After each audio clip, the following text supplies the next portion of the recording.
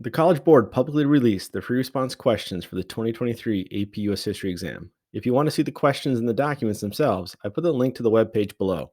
Also, now that it is publicly available, we can discuss it without breaking the rules. So let's take a look at the DBQ, and later on I will post videos for the LEQs and SAQs. Note, this may not be your DBQ. There are multiple versions of the exam, including a second 2023 DBQ the College Board released. A video breaking down the DBQ, evaluate the extent to which the commercial development changed United States society from 1800 to 1855, was already posted on this channel. Okay, let's first take a look at the prompt itself. Evaluate the extent to which the definitions of American citizenship changed from 1865 to 1920. The first things that come to my mind was it covers all of period 6 and the first half of period 7.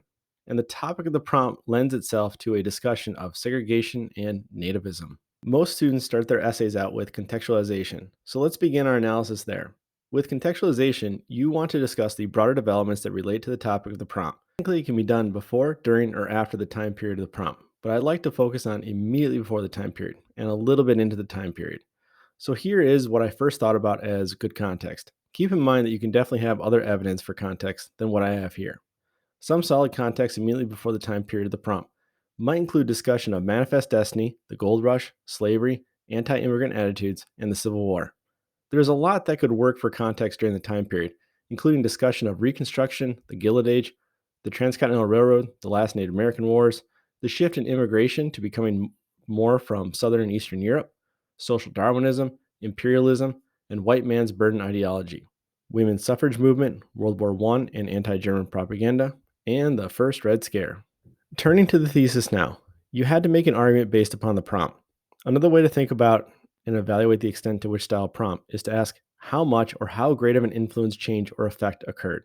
In this case, how much did definitions of what it means to be an American citizen change from 1865 to 1920? To answer this, you need to think about the evidence, especially from the docs. Where does it lead you? Do they make a strong or weak case for the change of the definition of American citizen? Your reasons or main points should have been born out of what you think the documents and your background knowledge says about the topic.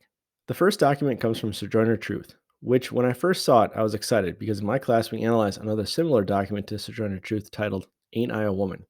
In this document, Truth argues that the fight for equal rights is not yet accomplished with the end of slavery, as women still need equal rights. This pairs well with the 15th Amendment that will grant the right to vote to black men, but not for women, to the dismay of many women suffrage fighters. The second document can be best summed up as the policy of kill the Indian and save the man. It is discussing a policy of assimilation of Native Americans. Putting this document with its historical context would greatly help the discussion of it, as it comes at a time in which the Native American Wars have concluded.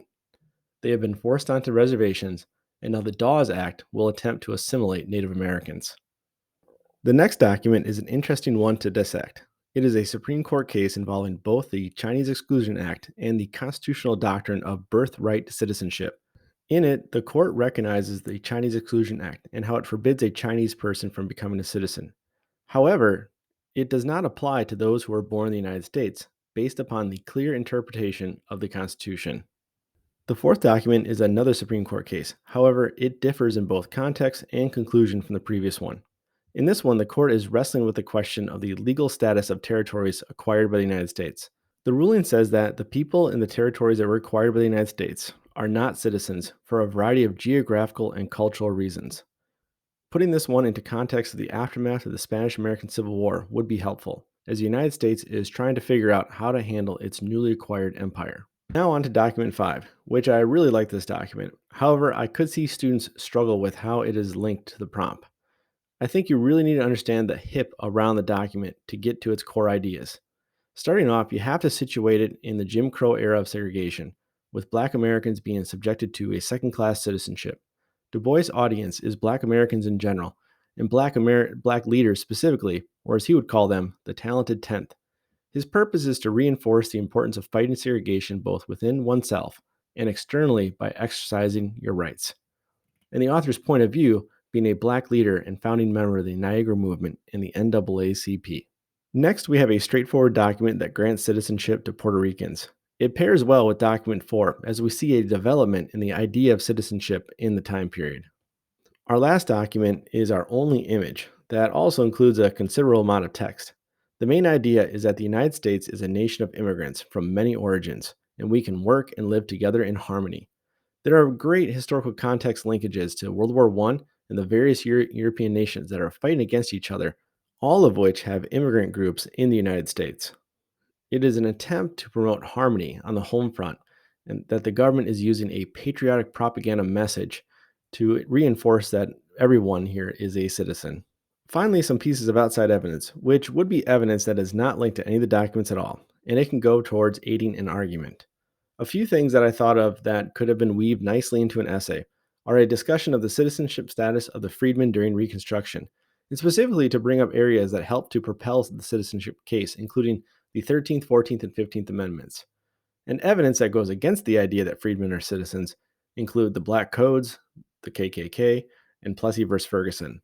Some other possible areas of evidence include the demonization of immigrant labor unions, Chinese labor in the Transcontinental Railroad, the Dawes Act, the shift to more Southern and Eastern European immigrants, and the efforts by people working through things like the Hull House that are trying to instill American values into those new immigrants.